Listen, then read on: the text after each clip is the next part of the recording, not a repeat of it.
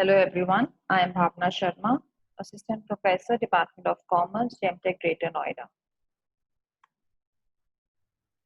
Today we are going to discuss upon two topics.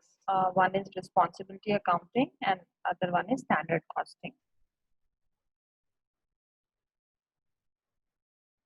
Responsibility accounting is a system of control by delegating and locating the responsibilities for cost. So this is similar to standard costing or the budgetary control. Uh, Responsibility accounting emphasizes towards fixing the responsibility of persons which are related with the execution of specific jobs. Responsibility centers denote any organization unit that is headed by a responsible manager. Responsibility centers exist to accomplish one or more the objective. Individual objectives helps in achieving the overall objective. Goods and services produced by a responsibility center may be used internally or by outside.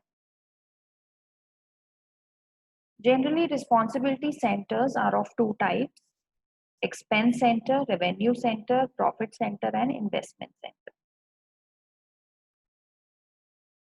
Expense center is the center that produce outputs that are not measurable in financial terms. Cost, it includes the cost incurred, not the revenue incurred.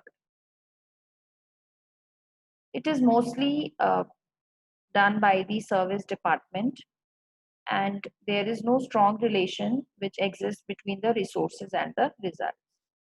So performance evaluation on the basis of inter and intra-firm comparison of the expenses is done. So basically expense center is that center which is related to the incurring of the expenses. Next is revenue center. Revenue center acquires finished goods and is responsible for selling those goods and distributing the goods. If pricing is not within its control, then manager is held responsible for the volume variance and mix variance. If pricing is within its control, then it can be made responsible for gross revenue. They are not profit center because the expenses are income.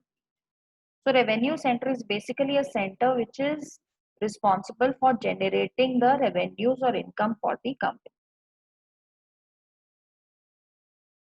Profit center, here managers have almost complete operational decision making and they are evaluated on the basis of profit generated.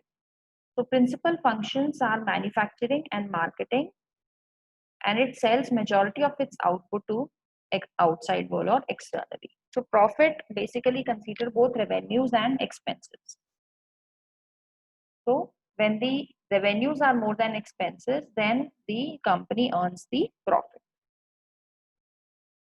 And last one is investment center.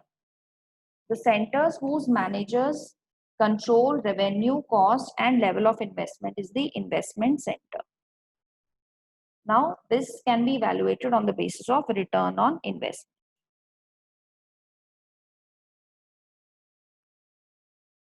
Now, next topic is standard costing. Standard means the performance expectation. Standard cost is a predetermined cost which determines in advance what each product or each service should cost under given circumstances. Standard costing is a technique which helps the management to control the cost and business operations. It aims at eliminating the waste and increasing the efficiency through setting up standards or formulating different cost plans. So under a standard costing technique, a standard is being set for each and every product or service. Now we'll discuss the advantages of standard costing. First is it helps in measuring the efficiency. It is a tool for assessing the efficiency after comparing the actual cost with the standard cost. It enables the management to evaluate the performance of various cost centers. So actual cost can be compared with standard cost. Variance can be found out. So management is able to identify the inefficiencies. So the responsibility can be fixed for deviation. Next advantage is it helps in formulating production policy and price policy. So it is easy to formulate the production plans when we take into consider the standard cost. So it helps in finding the prices of various products, like the tenders are to be submitted or prices are to be quoted in advance. Then standard costing produces the necessary data to fix the price. Next advantage is it helps in reducing the work. Now management is supplied with useful information, necessary information is recorded, redundant data is avoided. So report presentation is simplified. Only required information is presented in such a form that management is able to interpret the information easily and usefully. And last is management by exception is possible. Means everybody is given a target to be achieved. So management need not to supervise each and everything. Responsibilities are fixed. Everybody tries to achieve the targets. So if things are not going as per targets, then management needs not to bother. So management devotes its time to other important things. So management by exception is possible only when targets of the work can be fixed. Next are the limitations of standard costing. Standard costing cannot be used in those concerns where non-standard products are produced. Next, time and motion studies required to be undertaken for the process of setting up standards. These studies require a lot of time and money. It is a difficult task because it requires technical skills. With a change in circumstances, standards has to be revised. Now this revision again is a costly and time consuming process. Standard costing is expensive, so small firms cannot afford this type of technique. And last is fixing of responsibility is not an easy task. Variances are to be classified into controllable and uncontrollable variance. Responsibility can be fixed only for controllable variance and not in case of uncontrollable variance. Industries are liable to frequent technological changes, will not be suitable for standard costing system because change in production process requires revision of standard, and frequently if the company revises it again it is costly and time consuming. So this system will not be useful for industries where methods and techniques of production are fast changing. Next topic is preliminaries for establishing standard costing system. First thing is that cost center has to be determined. A cost center may be a department, a part of department. It can be an item, equipment, machinery, person, group of persons. So a cost center is basically that to which cost can be accumulated, where control can be exercised. So cost centers are first basically necessary to determine the cost.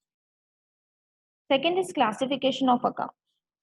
It is necessary to meet certain purpose like functions, assets, or revenue items.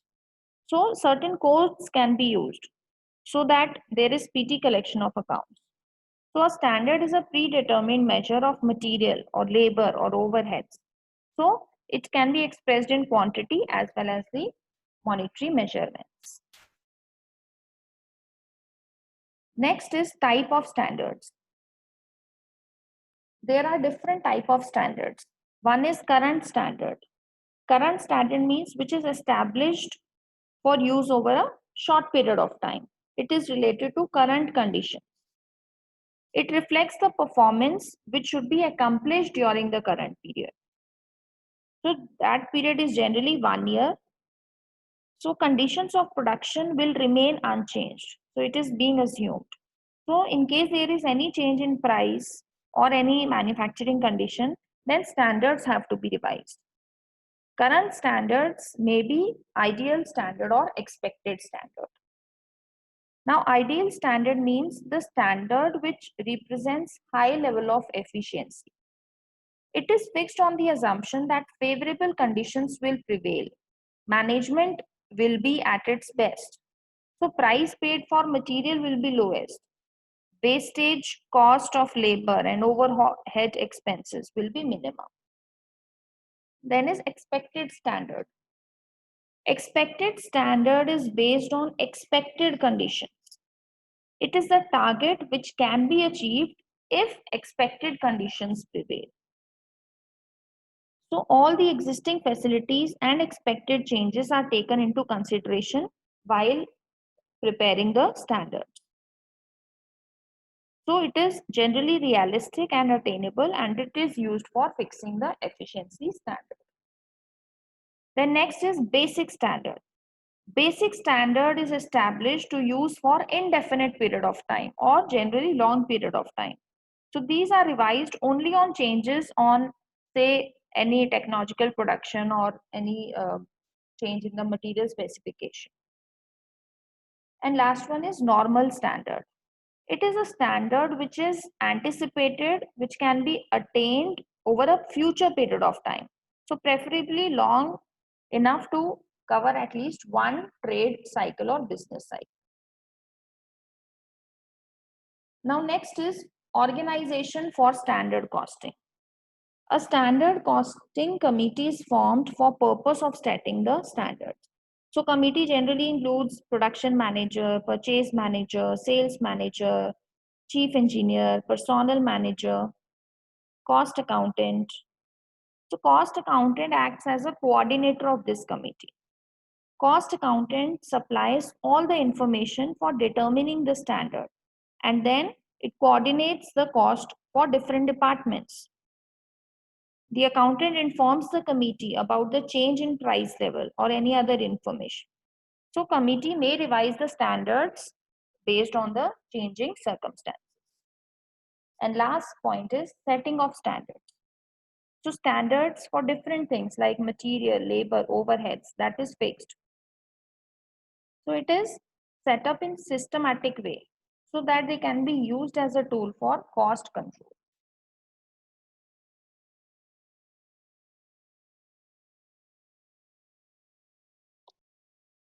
Thank you. That's all for today.